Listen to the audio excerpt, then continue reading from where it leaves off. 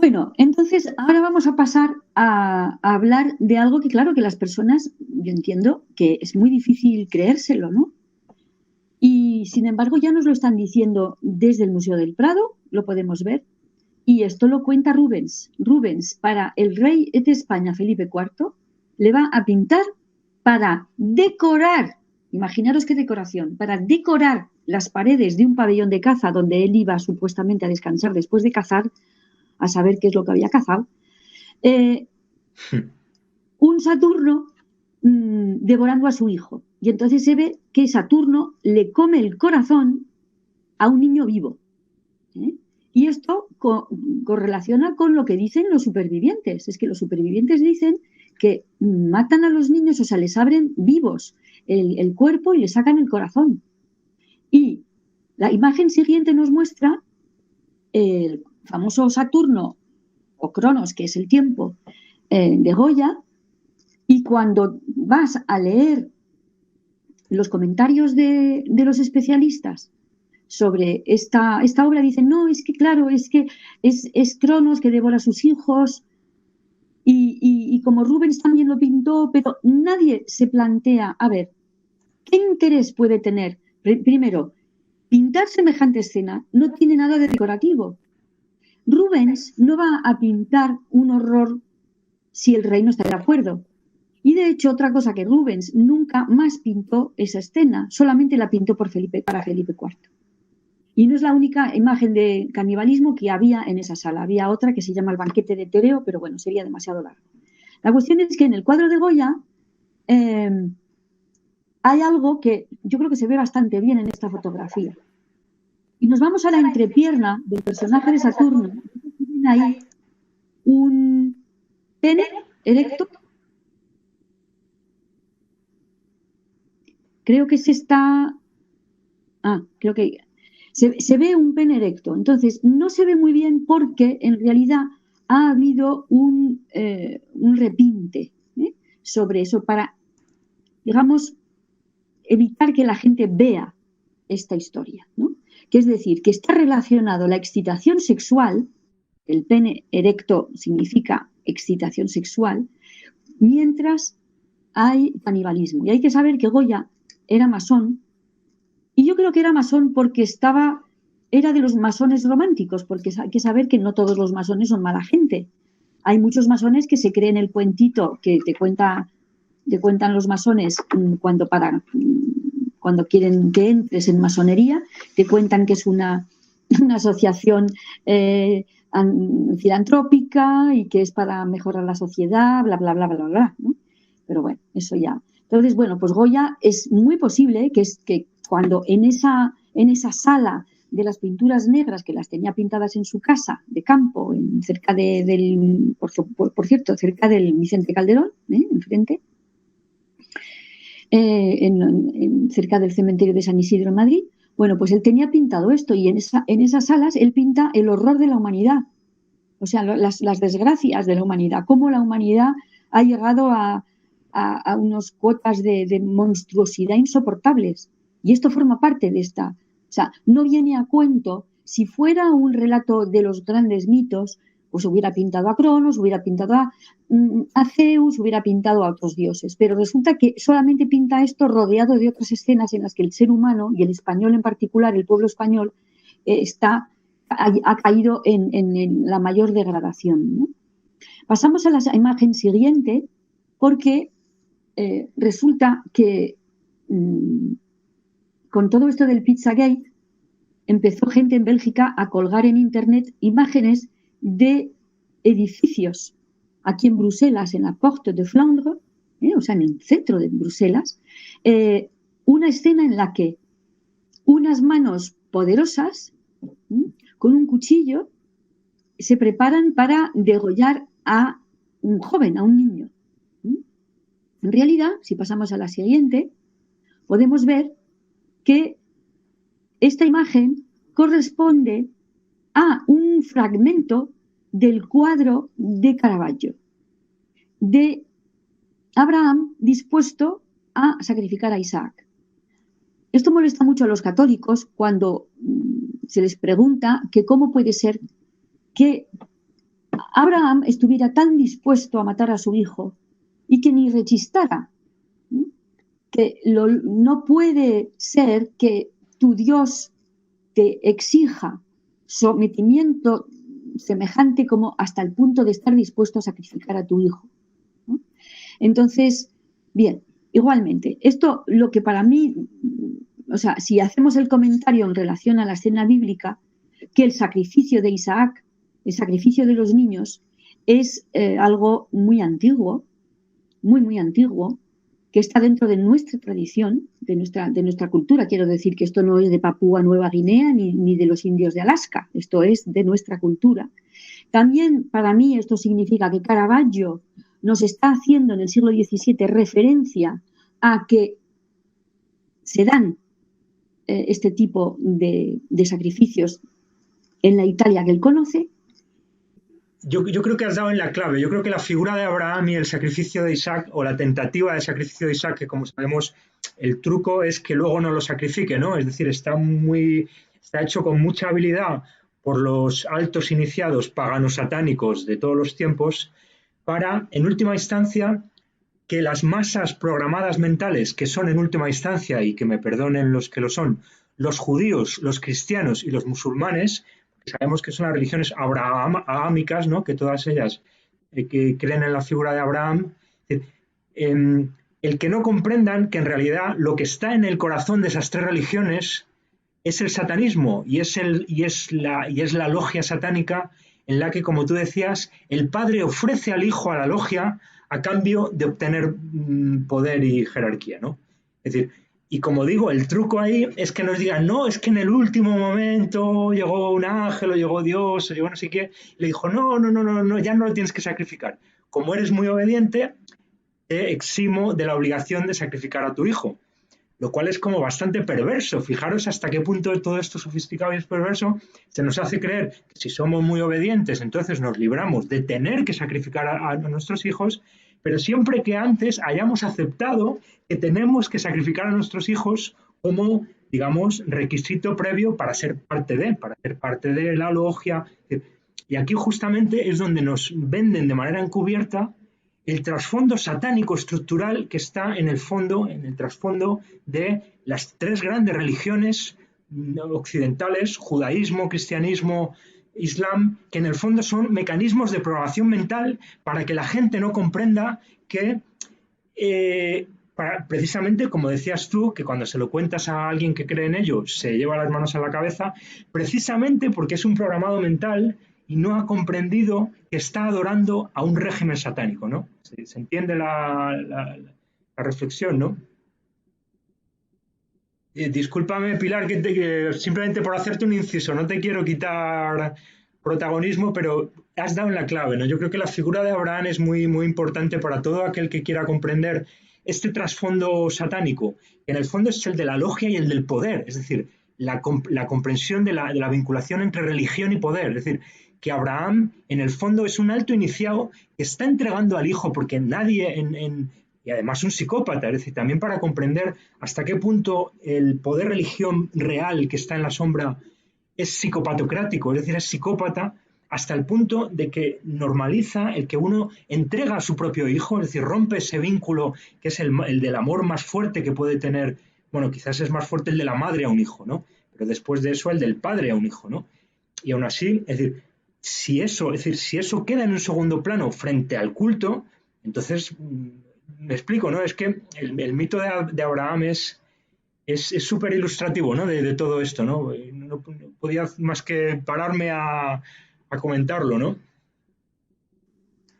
Sí, te agradezco muchísimo y tú interrúmpeme todo lo que quieras porque a mí me encanta que tú intervengas, más que nada porque lo que yo sé, ya lo sé. O sea, que yo hablando no aprendo nada, porque eres tú el que me puedes enriquecer a mí, yo ya estoy donde estoy. Entonces, lo que has dicho es que me encanta que hayas insistido en esto porque todos los supervivientes te explican que hay dos tipos de niños sacrificados, ¿de acuerdo? Está el hijo del satanista, que es violado, programado, sometido a trauma de forma reiterada y entrenado para aprender la tradición multigeneracional del asesinato y del sacrificio. Pero que él, para hacer eso, tiene que sufrirlo también. Quiero decir, no es que simplemente se le enseña a matar a otro niño, sino que se le programa primero a través de violaciones y torturas muy poderosas para programarlo, en cierto modo, para en cierto modo aceptar, o sea, romper su libre albedrío. Y de esto estamos hablando cuando hablamos de Halloween.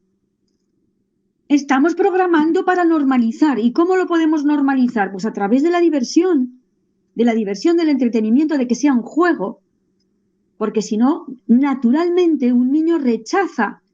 La bruja estaba siempre ahí para dar miedo, el hombre del saco siempre estaba dando miedo y ahora resulta que nos vestimos en brujas, nos vestimos en hombres del saco porque ya pasamos a la fase siguiente, ¿no? Que es que nos vamos a convertir nosotros en satanistas de nuestros propios hijos y esto. Entonces, decía, hay dos tipos de niños, los niños que son los hijos de los satanistas multigeneracionales y que van a ser entrenados y que son violados y torturados, y los niños que secuestran, hijos de parias, gitanos, niños abandonados, orfanatos, en fin. Esto lo he oído por dos testigos.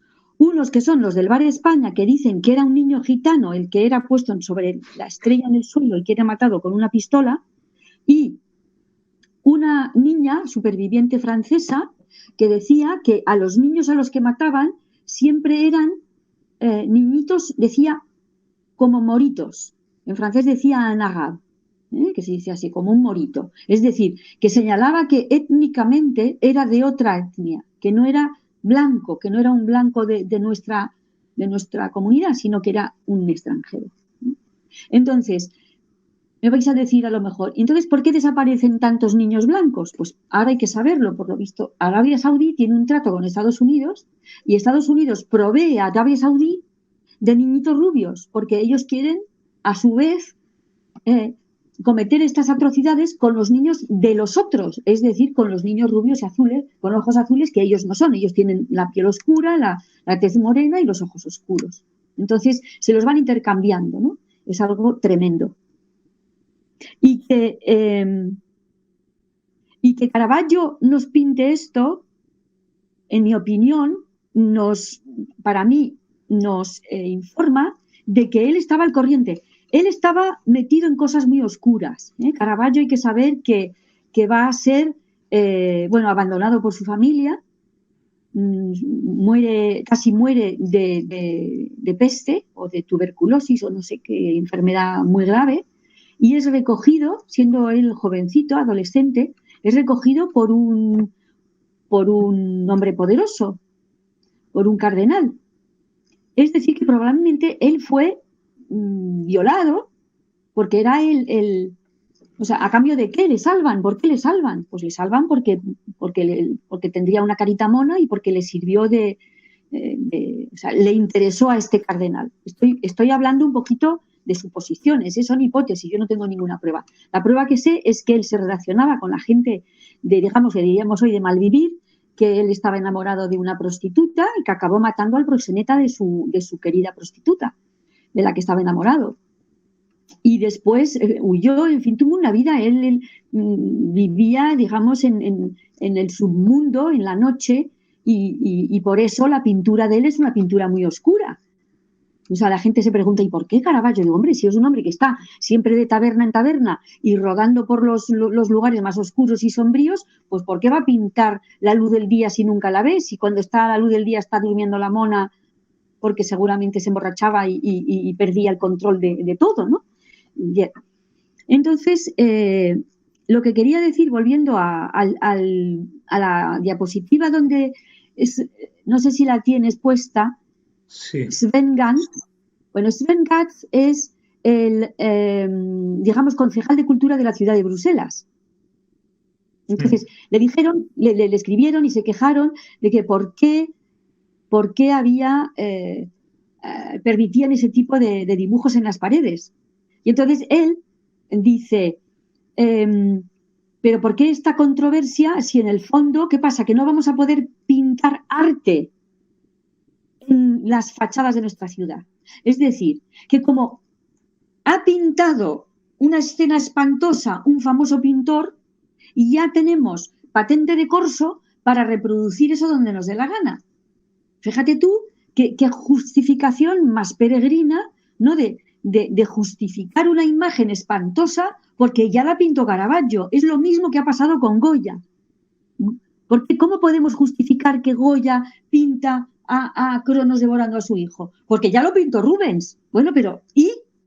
Ya lo pintó Rubens. Sí, vamos a indagar por qué Rubens pinta esa porquería, por qué Caravaggio pinta esa porquería. Y es realmente correcto, es realmente digno para una ciudad cubrir las paredes con semejantes imágenes. Ahora, si pasamos a la siguiente, no sé si ya lo ves. Sí.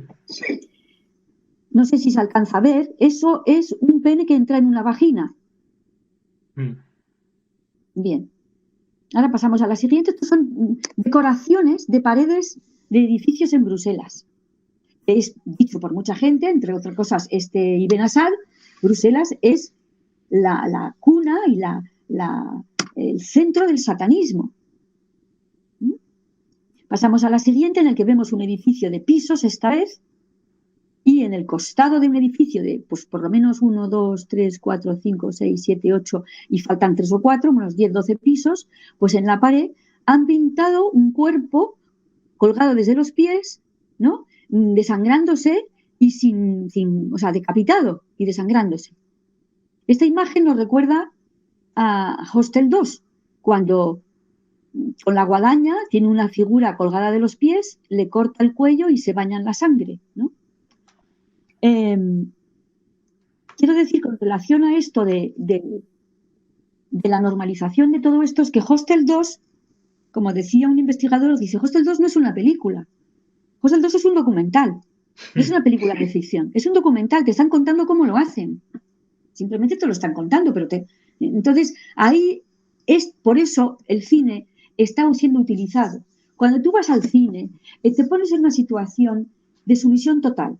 Estás a oscuras, estás comiendo palomitas, estás en situación indefensa y ya vienes, digamos, como programado para que te entretengan. Es decir, que abandonas completamente tu criterio, no estás a la defensiva, sino que estás entregado plenamente, abierto en canal, para que te metan lo que les dé la gana. Y vamos nosotros y pagamos, como la televisión. La gente va y se compra una televisión y paga un canon y están, ven a ver televisión, ven a ver cosas que son espantosas. Bueno, la gente solita va a que se programe. Y no es por nada que, como creo que lo decías tú, que los programas de televisión se llaman así, programas de televisión, que están hechos ¿para qué? Para programar a la gente que los ve. Me parece que era Fran Parejo, en un programa que hemos hecho juntos, el que lo comentaba, ¿no? Esto que dices, pero yo estoy de acuerdo, ¿no? Yo creo que estás haciendo observaciones súper inteligentes y súper profundas, ¿no? Que yo creo que nos deberían, es decir, nos permiten comprender un poco, siguiendo con lo que decíamos, hasta qué punto toda esta mecánica satánica está, digamos, arraigada en el sistema, hasta qué punto es de siempre, como tú también has dicho, es decir, lo que yo decía también, que en el fondo el paradigma es satánico, que vivimos en un paradigma en el que el ritual de sexo y de sangre está en el fondo y los artistas dominantes, es decir, esta es la paradoja que tú también has señalado que es interesantísima, ¿no? Son dominantes en la medida en que han tratado los temas oscuros, pero al mismo tiempo los han tratado de tal manera y se han recepcionado de tal manera por la mediación lógica de esos también sacerdotes de las cátedras de estéticas y de historia del arte, que operan también como maestros de ceremonias, ¿no? Que de alguna manera articulan, ¿no? Es decir, exponen a la víctima, ¿no? Es decir, y lo que hacen es, digamos, como domesticar y contarnos, no, es que eso solo es un mito, es que Rubens y Caravaggio y el resto están haciendo simplemente alusión a mitos, ¿no? Y esos son mitos que vienen de la antigüedad, cuando el hombre era muy salvaje y tal, ¿no? Y en la medida en que, digamos, hay todos esos filtros, lo que acaba ocurriendo es que de alguna manera las culturas conviven con ese lado oscuro, haciendo una especie de pacto tácito donde nadie quiere reconocer que lo que están mostrando los cuadros son verdaderos rituales sacrificiales y sexuales que siguen teniendo lugar en el centro del sistema, ¿no? Es decir, que los cuadros de persecuciones de Diana Cazadora cuando van con los perros y en realidad son rituales de persecución que hacen el Bohemian Grove, como nos ha contado Fiona Barnett, como nos ha contado Cathy O'Brien. Y lo interesantísimo, por eso desde tu campo de especialización, como es el arte, sobre todo, es muy interesante la visión que aportas, ¿no? Esa visión alternativa, antiacadémica, por así llamarlo, ¿no? Donde nos haces ver que es justamente el filtro de la interpretación dominante del arte, ¿no? Que sabemos que cada vez que uno va a un museo, siempre está allí el guía, siempre está el audioguía, siempre está el dominical del periódico. O sea, siempre tenemos que tener todos esos filtros que de alguna manera la sociedad políticamente correcta, digamos, les protege de la sangre para que no les salpique, ¿no? Y por otro lado, algo que has dicho que es interesantísimo es esa pasividad, que es la pasividad del holy capitalismo, que yo lo llamo, es decir, de un régimen que es sagrado, pero a través de mecanismos del capital, de mecanismos de Hollywood.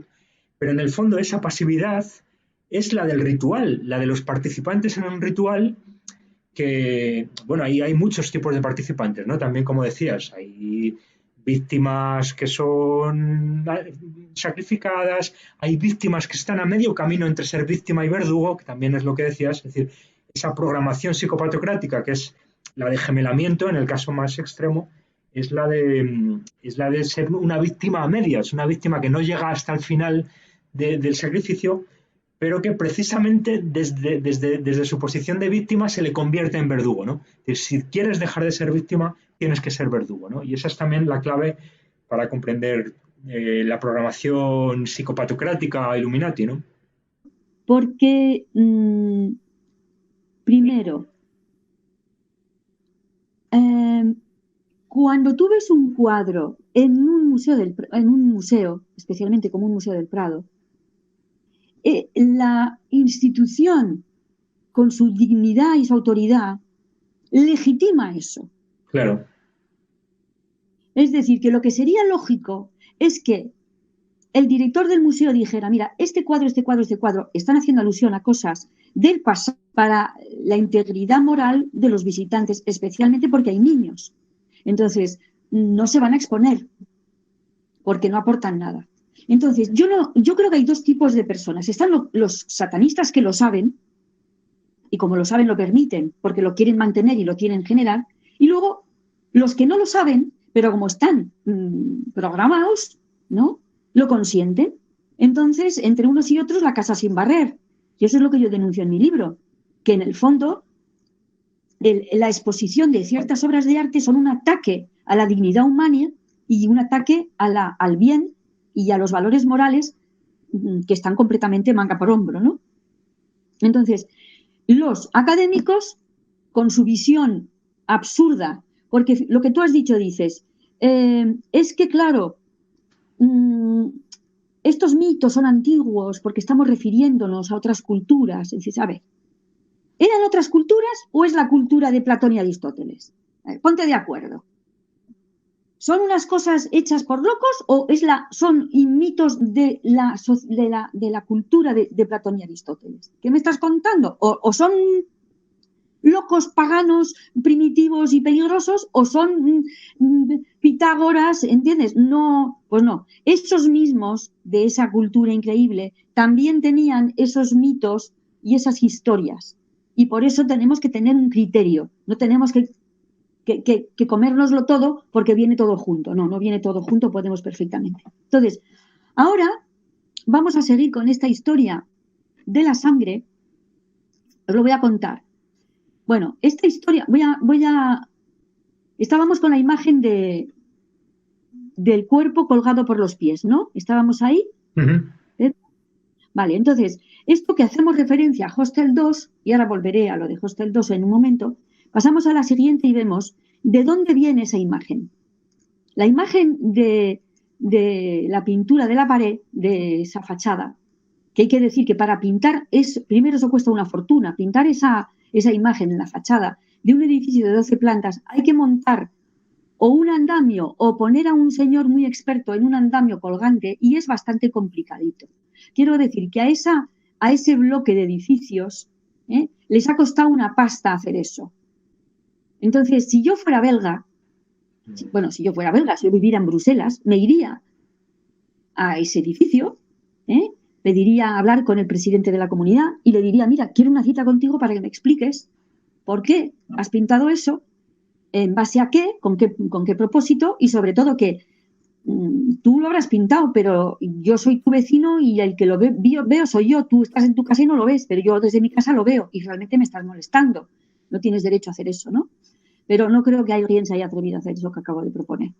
Entonces, en la imagen de esos cuerpos que están colgando, resulta que estos eran dos hermanos, vemos que hay dos cuerpos que les han sacado las tripas y les han cortado la cabeza y están atados patas arriba.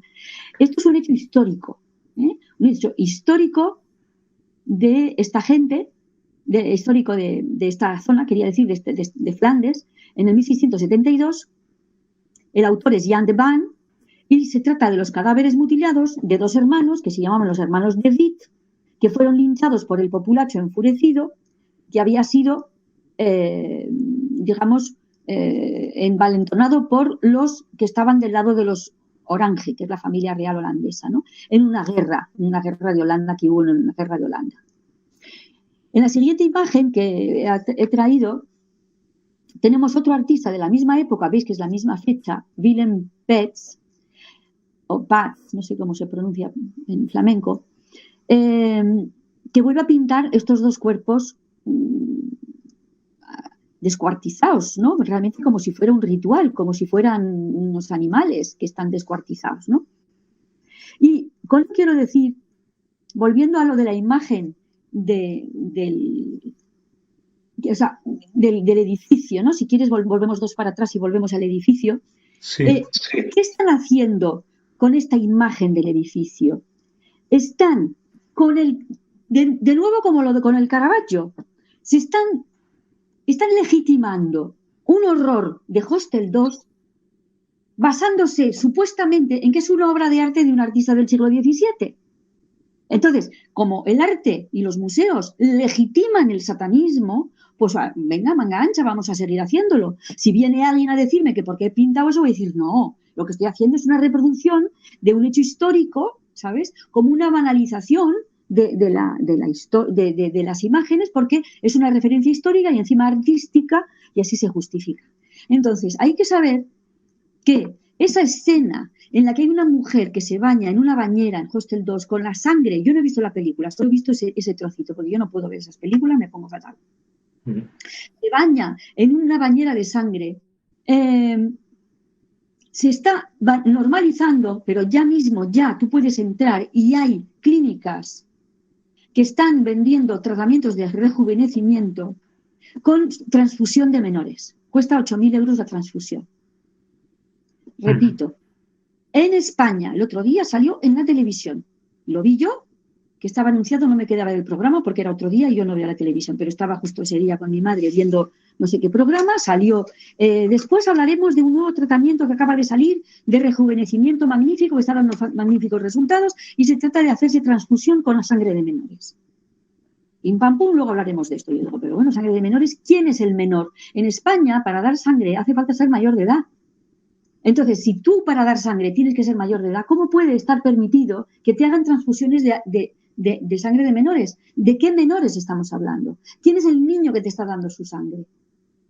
Entonces, claro, eso correlaciona con los cientos y miles de niños que están desapareciendo por todas partes. Porque es que ahora incluso se ha convertido en un tratamiento de belleza y en un tratamiento de rejuvenecimiento. Y ahí entronco con la estética nazi. ¿Qué quiero decir con esto?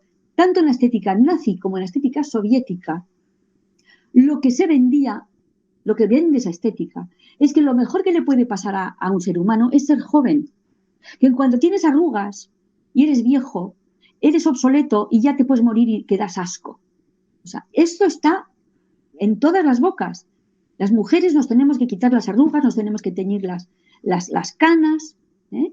Y yo me tiño las canas.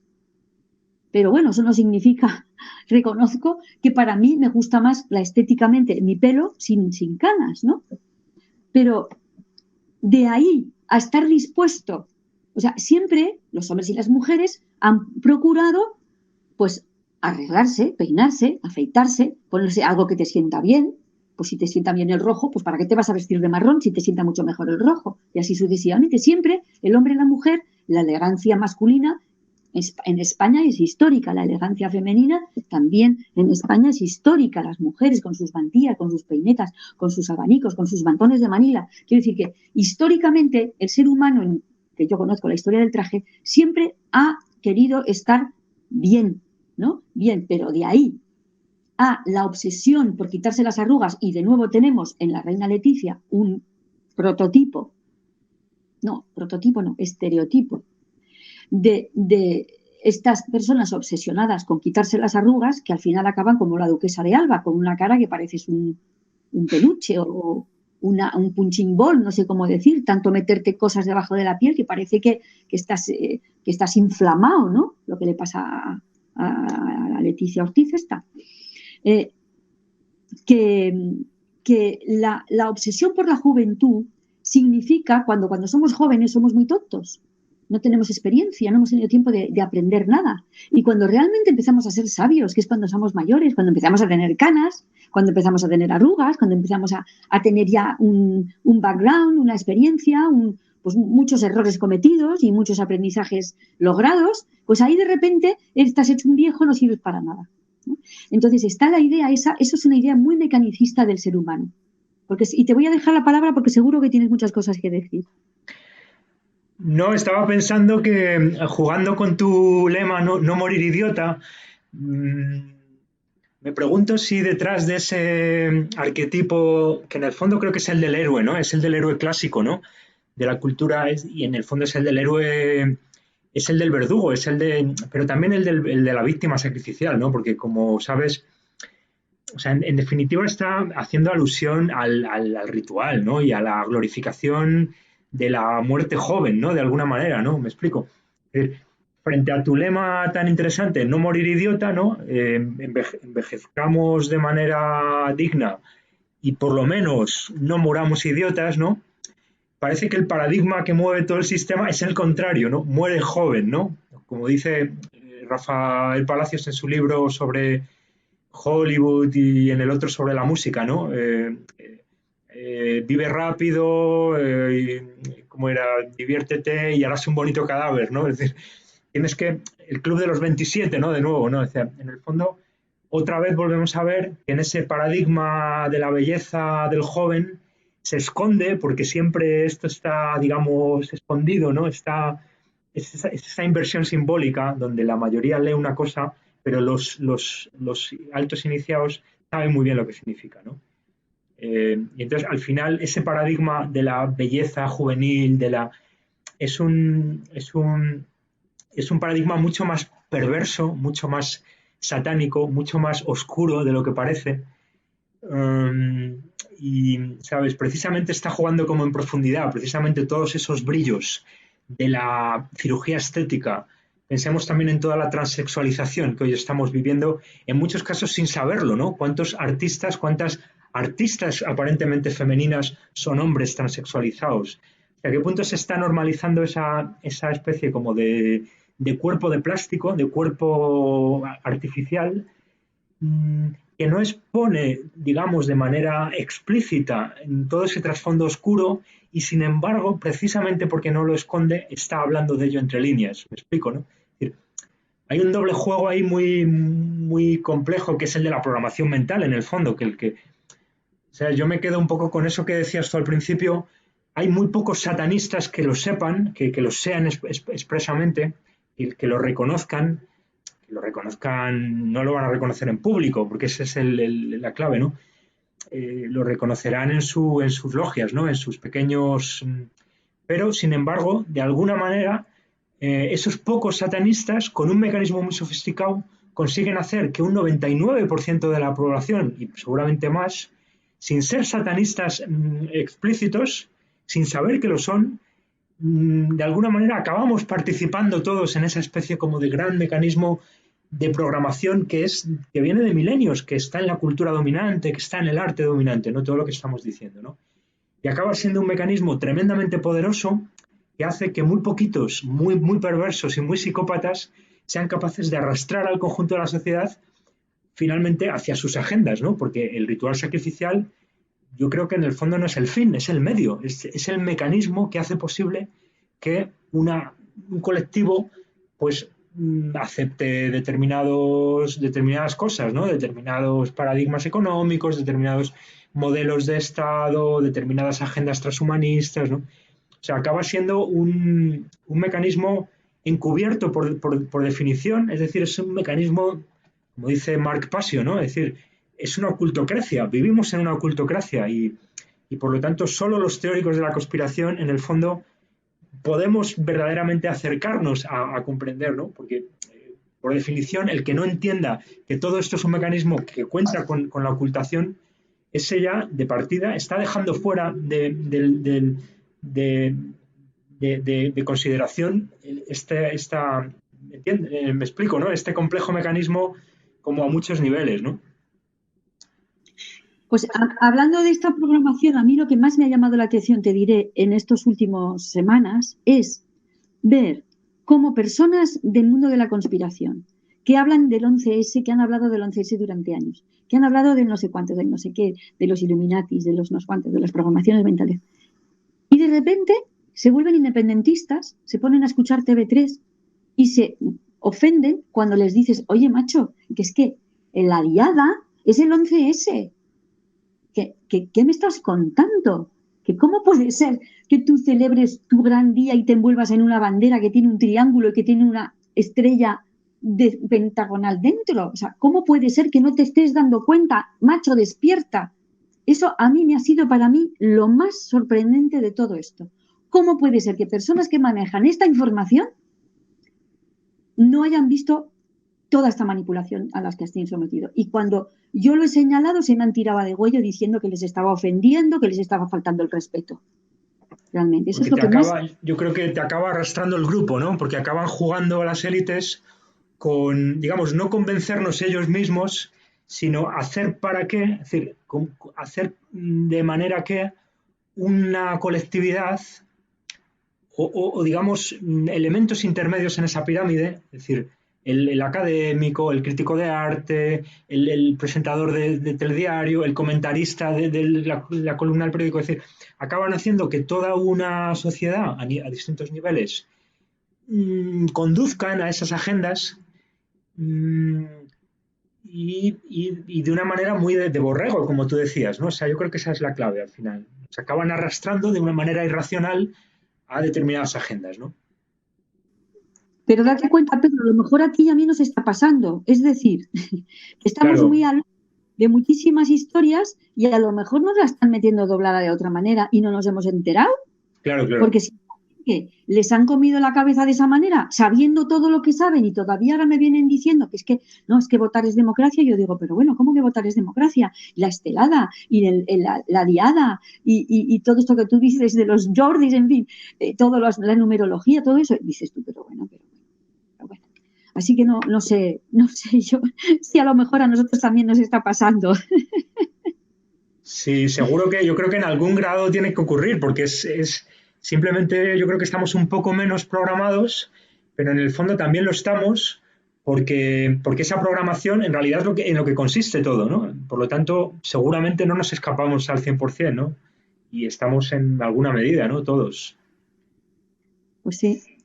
Espero darme cuenta, hijo, espero darme cuenta a tiempo.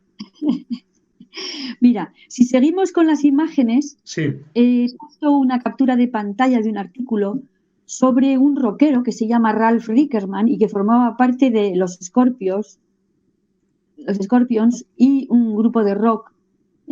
Y él cuenta que estuvo invitado a una fiesta, dice que estaba en un edificio así como en una gran villa, en un palacete, y que le invitaron a bajar a los sótanos y que dice, ahí abrías una puerta y en cada puerta a cuál ritual peor. No da datos, pero dice que él presenció snuff movies, que es escenas en las que matan a niños, ¿no?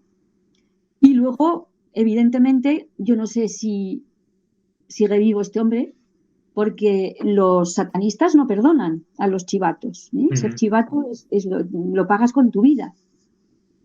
Así que no sé si estará vivo todavía este hombre, pero lo negó de haberlo dicho. Y es que ya he comentado el canibalismo, vamos a pasar a la siguiente, donde vemos, no es una fotografía, es una fotografía de bastante mala calidad, porque es que es un fragmento de una fotografía más grande. Entonces es una captura de pantalla y luego me he acercado a esta fotografía. Es una fotografía, la fotografía de un cuadro que está en el despacho de John Podesta y que representa un cadáver y unos hombres que están con un plato, un cuchillo y un tenedor dispuestos a comer pues el corazón, porque le están evidentemente abriendo en el pecho, ¿no? El canibalismo, o sea, este señor John Podesta, que es famoso por ser, es famoso y tiene más que una sospecha, campa a sus anchas, hace lo que le da la gana, es decir, que evidentemente todo el sistema por encima de él está pringado, como muy bien contó el Roland Bernard, ¿no? Que el poder se basa sobre el secreto y el encubrimiento de grupal, digamos, de estos rituales, ¿no? La imagen siguiente nos muestra una de las performances de esta asquerosa Marina Abramovich, que es una supuesta artista y que está encumbrada por toda la Academia del Arte Moderno, tiene premios de todos los países, siempre le dan premios, siempre invitada a Madrid al Teatro Real, y ella es la que organiza sesiones de spirit cooking en su casa con John y Tony Podesta, que son famosos por ser unos satanistas y unos pederastas, ¿no? Satanistas. Y aquí la vemos sentada sobre una montaña de huesos. Y eso que veis son montaña de huesos. No son huesos humanos, son huesos de carnicería, de vaca o de cerdo, lo que sea. Pero os podéis imaginar cuál es o sea, qué lejos va esta mujer en, digamos, ponernos en las narices lo que ella venera, ¿sabes? Y quiere normalizar este tipo de... O sea, ¿cómo se le puede ocurrir hacer esto, no? Pues porque lo hace. Es decir, lo hace en sesiones como también la imagen siguiente. Fijaros, esta es ella, vestida de blanco, con sus trencitas, y encima de una cama, de una mesa como de quirófano, un cuerpo pues abierto, parece ser, con una serie de órganos puestos, o los órganos puestos sobre el cuerpo, o directamente el cuerpo abierto. Está haciendo directamente alusión a rituales satánicos. La siguiente fotografía es ella misma, tumbada en el suelo, en una estrella de 5 puntas, la estrella de la estelada, por si los catalanistas no se han enterado todavía, ¿eh? Lo que tienen que hacer es quemar cuanto antes todas esas banderas en un ritual de fuego limpiador de todo ese satanismo que ha entrado en Cataluña con esa estelada. Y es la misma estrella que dibujan los niños en los supervivientes del Bar España y de las ceremonias del Bar España.